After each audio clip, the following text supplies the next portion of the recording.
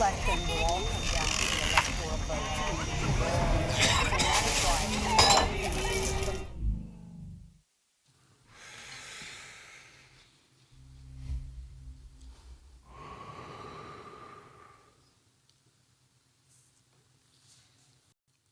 Good morning, everyone. Welcome to Plattwoods Church. My name is Evie Martin. I'm the lead pastor here. A special welcome to those of you worshiping with us online today, too. It's good to be gathered back in this space together. Last week was a nice break if you joined us online forcibly, but it's good to have this physical space to be gathered in again this week. Anyone want to take a guess as to what kind of mammal gets the most sleep in a day? Cat, bear, teenager. What did you say? A koala. That's the answer. Koala, 22 hours a day. Lions clock in close behind at 20 plus. Walruses can sleep 19 hours at a time, but that is after they've been awake for up to 84 hours straight swimming and hunting food. On the other end of the spectrum, horses only need about 3 hours to make the most of their night. And dolphins, they sleep a little bit longer, but I'm not sure it counts because they only shut off half of their brain at a time, and it goes back and forth so that they can sleep. Ants, although they are not mammals, sleep for 1 minute at a time, 250 times a day. Talk about power nappers. How much sleep did you get last night? Anyone get 10 hours? Where am I long? Teenager? I'm looking back at the student section. 10 hours? Like one of you, Matt, okay. 9, not bad. 8 hours? Where are my 8-hour folks in the room? A few of you. Did you get more? I'm guessing you got less. Who got 6? 6 hours? Okay, more of you. Yeah, no sleep? Who got no sleep last night? Parents of young children, where are you? Parents of baby, yeah, Tommy. 8 hours is, of course, widely accepted now as the standard for a healthy night's sleep for an adult human. This isn't just a luxury to pursue, it's a necessity of our well-being. For a long time, sleep wasn't considered to be much more than just the natural off switch of the 24-hour day. Humans went to sleep and nothing happened. We were just off.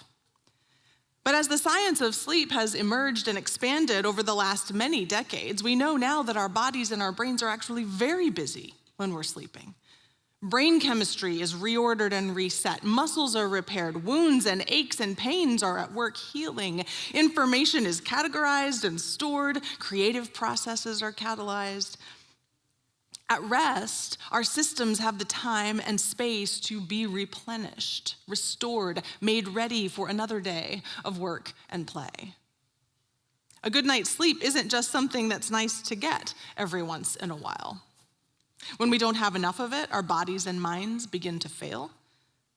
Global human rights organizations have long held that sleep is a basic human right, and forced sleep deprivation is officially a form of torture.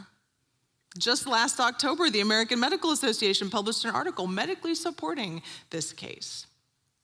Sleep is necessary for human growth, health, flourishing. Sleep is life, and most of us are not getting enough of it. We've begun this series in the new year called Rest, to address the deficit of rest that we all seem to have in our lives. And sleep is not the full spectrum of rest, of course, but it is certainly part of it. And this larger category of rest is something we all need to thrive. It's not a luxury. It's not a reward for overworking and overproducing.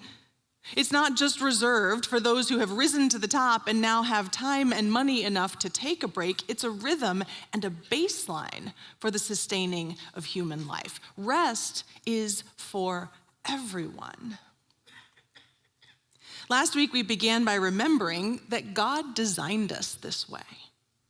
At the very beginning, when God finished making everything, 6 days of work, instead of pushing on and making more, God stopped.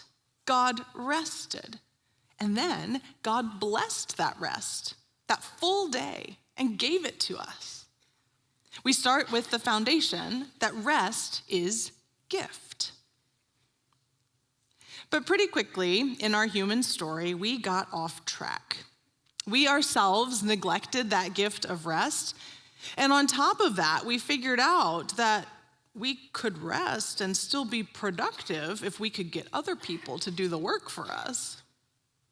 We broke the intent of God's gift of rest as we denied it first from ourselves, but then also from others. And so God has to act again.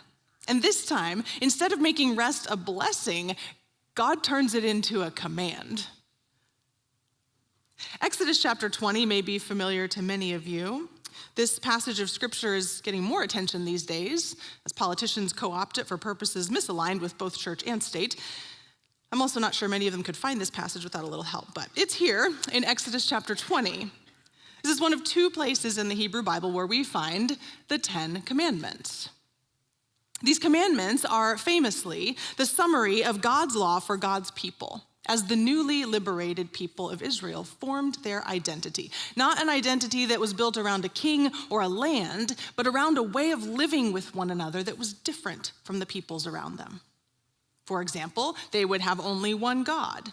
They would not have or make or take on idols. They would not take the name of the Lord in vain, and they would remember the Sabbath. Remember the Sabbath day and treat it as holy. 6 days you may work and do all your tasks, but the seventh day is a Sabbath to the Lord your God. Do not do any work on it. Not you, your sons or daughters, your male or female servants, your animals, or the immigrant who is living with you. Because the Lord made the heavens and the earth, the sea, and everything that is in them in 6 days, but rested on the seventh day. That is why the Lord blessed the Sabbath day and made it holy. We can notice a few things about this fourth commandment here. First, it is almost a direct quote from the verses that we heard last week. It is hearkening back intentionally to Genesis chapter 2, which reads, I'll remind you, on the sixth day, God completed all the work that God had done. And on the seventh day, God rested from all the work that God had done. God blessed the seventh day and made it holy, because on it, God rested from all the work of creation. Sounds almost the same as what we just read. It's as if God is being intentionally redundant, because the faithful Israelites, hearing these commands for the first time, would immediately recognize these words. If you remember, the familiar words of our scripture were not written down for centuries after these first stories emerged. So what we know as Genesis chapter 1, the words are familiar. In the beginning, God created the heavens and the earth. And then the following rhythm of each day, there was evening and morning the first day, the second day, the third day. That pattern was really more like a poem, a chant, an origin story that would have been recited out loud in homes, at times of worship, around the fire, under the starlit night on the Sabbath. These words were passed down orally. They were written onto the people's hearts. So to repeat it in this fourth commandment then, with the words that people already know, seems like God's way of pointing out, you should already know this, and yet here I am having to make a rule about it. Anyone ever just been going about your business in the world and you see a sign posted with a rule or a caution that seems borderline absurd, and immediately you know somebody did something dumb here that made this have to be a rule now? Like, don't feed the alligators. Everybody knows that nobody should do this, and yet somebody did, so now there's a rule. Or even like, do not iron clothes while wearing. Like, it's on the tag of your clothes. Everybody has this on your clothes. Why? Somebody did it once. This is what I think of with this fourth commandment, only in reverse. Everybody knew that everybody should rest, and yet nobody did. So now there's a rule. Another thing that I noticed when reading these commandments is that the fourth one, this Sabbath one, is the longest one of all 10. Most of the other ones are one sentence, sometimes just 2 words, like no killing, don't steal.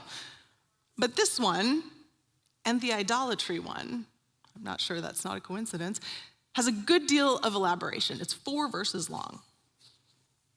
What is your first thought when something is extensively explained? Does it seem like it's more important or less important?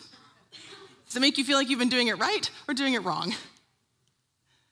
The commandment to rest has a decent amount of Godsplaining going on, and it becomes clear quickly what has gone wrong. The seventh day is a Sabbath to the Lord your God. Do not do any work on it, not you, your sons or daughters, your male or female servants, your animals, or the immigrant who is living with you. The people have not been resting, and they have been denying rest to the people in their care and circles of influence. Family members, household servants, immigrants who live and work among them, even their animals. God's gift, and now command, of rest is for everyone. And denial of this Sabbath rest is becoming a form of oppression. God has no tolerance for such nonsense. We see this connection to oppression even more clearly if we look at the other version of the Ten Commandments that's found in Deuteronomy. There, this same commandment reads slightly differently. We get a little more extrapolation. Observe the Sabbath day by keeping it holy, as the Lord your God has commanded you. 6 days you shall labor and do all your work, but the seventh day is a Sabbath to the Lord your God. On it you shall not do any work, neither you, nor your son or daughter, nor your male or female servant, nor your ox or donkey or any of your animals, nor any foreigner residing in your towns, so that your male and female servants may rest as you do. Remember that you were slaves in Egypt, and that the Lord your God brought you out of there with a mighty hand and an outstretched arm. Therefore, the Lord your God has commanded you to observe the Sabbath day. In this iteration, we hear the direct link back to Egypt. God is calling out to a people who were once enslaved, oppressed, worked without rest, to remember what had been done to them. Remember what it felt like to be denied God's gift. Because how soon we forget. How quickly we turn to bad behavior once we ourselves are free, comfortable, successful, on top. Within a generation, the Hebrew people have turned this same denial of rest upon those who now report to them. And God says, no. Rest is for everyone. When we see this framework around God's command for rest for everyone, we come to understand that rest is justice. Justice, in the biblical sense, is the setting right of things. Setting right the relationship between God and us, setting right the relationship between us and other people, setting right the balance between us and creation. This notion of setting right is what the Ten Commandments are trying to lay out. It's what the prophets later try to call out again and again. It's what Jesus ultimately came to model and to offer for us. Justice is setting things right. So to think of rest as justice, we have to consider how it is currently between us and God. To go back to last week, are we right with God when it comes to rest? Have we centered it as God's gift to us? Or have we shoved it to the back of the closet, forgotten, or in the regifting pile?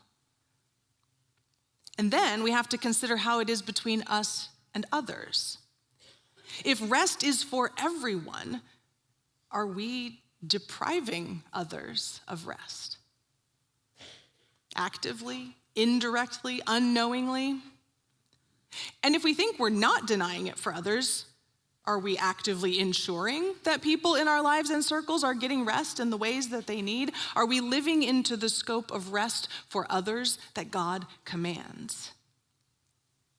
A good question for us to ask ourselves this week is, what impact do I have on others' rest? Can we think about the same categories that this fourth commandment uses? What about our family? Who is in your household? A spouse, kids, grandkids? What sort of rhythm of life do you have? Are you responsible for the calendar, the schedule? And if so, what does it look like? If you're anything like me, it looks like this. This is untenable. Every color is a different calendar for a different person. It's insane. I am largely responsible for my children's schedules in this stage. I want a variety of experience and opportunity for them, of course, but am I scheduling at the expense of their rest? Where and how am I giving them time to rest, to stop, to be? Think even beyond your physical home. Who is in your family circle and tethered to your patterns and routines? Do you have expectations, spoken or unspoken, of your family that ask more of them during the only time they might have to stop? It is worth some reflection how we might be denying rest to our family. We never intend this, of course. It's simply a byproduct of our own neglect of the gift and the value of rest in our lives. And the good news is, we can change. Think of the next category in the commandment, those whom you employ. We'll think of it that way. Some of you are employers. If you're not employers, many of you manage people. A lot of you are responsible for the work schedule and the workload of people who aren't your family. What priority does rest play in how you manage your team or your organization? In our modern context, this often looks like policy around PTO and leave and vacation. If you have influence over this, is it fair? Is it generous? But it goes beyond policy too. It goes to values. When your people need to rest, take their time off. Do you honor it? Or do they feel guilty or judged for taking it? Is there the expectation that they'll work anyway, even when they're away or on the weekends? Do they ever get to turn off? And while not everyone employs or oversees people as part of your work, everyone here does depend on someone else's work for your daily way of living. We all expect to be able to get groceries any day of the week at any hour of the day or night. We all expect to order something online and have it delivered to us as soon as possible. We get bent out of shape when we can't drive anywhere for 3 days because of 14 inches of snow. But do you know what all of that requires? Around-the-clock work from the world at large. 7 days a week of availability and performance and production. Remind me again what that rhythm was at the beginning of time. 6 days of work, 1 day of rest. 6 days of work, 1 day of rest. For us, for our families, for all workers. We may not have direct oversight of employees' rest, but we are all connected to the work of others when it comes to the pace of life we keep. And we can't overlook the last group named in the fourth commandment. I am skipping the animals. I don't know, y'all figure out the animal stuff. If you have animals, let them rest. That's my point there, okay. But the other group of people in the fourth commandment, the immigrants, the migrants, the sojourners residing in your towns. These are not just biblical groups of people. They are timeless groups of people. The world always has migration, peoples moving across borders for a whole host of reasons. We here at Plattwoods Church work closely with migrants from Central America and refugees from all over the world who live here in Kansas City now. I think it's not hard for you to imagine and even observe how these groups of people in every time and every place are easily taken advantage of when it comes to work and rest, for day labor, for low-paying jobs with few or no benefits, for questionable labor practices that won't be questioned because the worker is concerned about deportation. And it can be startling to realize how quickly those of us who are comfortable rationalize these workers' desperation to feed families and find security as reason for us to overlook their shared human need for rest. They want to work, we might say, rather than insist that they need to rest. The Ten Commandments might feel archaic to us in many ways. Perhaps we dismiss old things as irrelevant for our lives today. But the family, the employees, The immigrants of the fourth commandment are around us and among us right now. Our lives affect their lives. Our choices and priorities affect theirs, and the commandment is not to deny them rest. If the primary work of practicing rest as justice is to examine and change where we might be denying rest to others, the flip side of this work is to think about how we might proactively ensure that these people in our lives are resting in the ways that they were made to rest. We can make it our task to check in on others about their rest, not just assume that they are getting enough or not getting enough, but to actually pay attention to others' well-being and enter into a conversation about it. In my research this week, I came across the work of Dr. Saundra Dalton Smith, which seems really useful for these conversations around rest. Through her work as a physician, she identifies 7 different types of rest that she sees missing at various times in her patients, in all of our lives, really. And this makes a lot of sense, I think, when we reflect on our own tiredness and where it comes from. It also explains why getting enough sleep doesn't solve all of our tiredness. As we look to our families, to our colleagues, to those we serve, we might consider rest in these 7 different ways. There's physical rest, of course, this is what we think of first. This is the rest that our bodies and our brains need. It can be both passive, through sleep and naps. It can also be active, through things like yoga and massage, things that improve our flexibility and our body's circulation. But then there's also mental rest. You might best recognize this need in others through their constant distractions, their inability to focus, reports that they have a hard time sleeping because they can't turn off their brain. Mental rest can be supported by encouraging more breaks throughout the day. Just stop moments at a time. Journals, notebooks to jot down all of those thoughts that clutter the mind. There's also sensory rest. This one, we are all at a deficit for sensory rest, I'm sure. The constant bombardment of screens, computers, TVs, phones, tablets, we are overloaded by sensory input. Taking breaks from all of this sensory input recenters us in our bodies, simply stopping and closing our eyes throughout the day. Or planning intentional moments of sensory deprivation. These might be the kinds of rest that we need.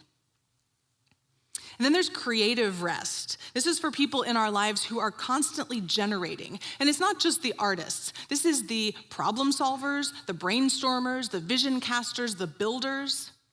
When your life and your work depend on what you can create, you need time and place to be rejuvenated by the beauty and wonder around us. You can't create without rest. That might be a walk outside, it might be an afternoon in an art museum, reading a book that has nothing to do with anything else in your life. Then there is emotional rest. When we spend most of our time trying to please other people and meet their expectations, we don't always pay the best attention to our own emotional reality. And when we're emotionally tired, we just need a person or a place where it's safe to say, I'm not okay. And they'll say, that's okay. And this kind, emotional rest, is also closely tied to social rest.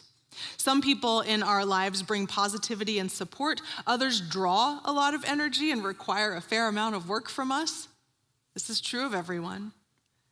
To rest socially is not necessarily to withdraw completely, although that can be for a time, but rather it's a conscious effort to balance these types of relationships and replenish our social energy with the people who pour into us rather than take out of us. And lastly, there is spiritual rest. This is the kind of rest that connects us to something greater than ourselves. It's the kind of rest that we get when we come together for worship here. It's what we do individually through prayer or through engaging other intentional practices. It grounds us in the rest that we all belong. We belong to love. We belong to one another. When we see people feeling isolated and detached, it might be a clue that they are in need of spiritual rest. These 7 types of rest are great conversation fodder for us. When someone says to us, I'm tired, We can ask deeper questions to figure out what kind of tired they are rather than just telling them to try to get more sleep. And that opens the door to real possibilities for how we can all get the kind of rest that we really need. In our awareness of rest as justice this week, it's our commandment not just to put to use God's gift of rest in our own lives, but to advocate, to ensure that everyone gets to receive this gift. Where we stand in the way of that rest for others, we must step aside. Where we see rest denied to our families, those who work on our behalf, and the immigrants in our community, we must step up to set things right, to restore the balance of work and rest for all God's creatures as it was meant to be. In doing so, we find that rest is not just gift and justice, rest is also care. It is a manifestation of God's presence and God's love for us. Rest is for everyone. Let's end together now in simply a moment of rest. Maybe this is the only moment of quiet that you get today. Quiet your body, quiet your mind, quiet your senses, and simply be. Receive this gift of God's rest once again, a gift that is meant for all.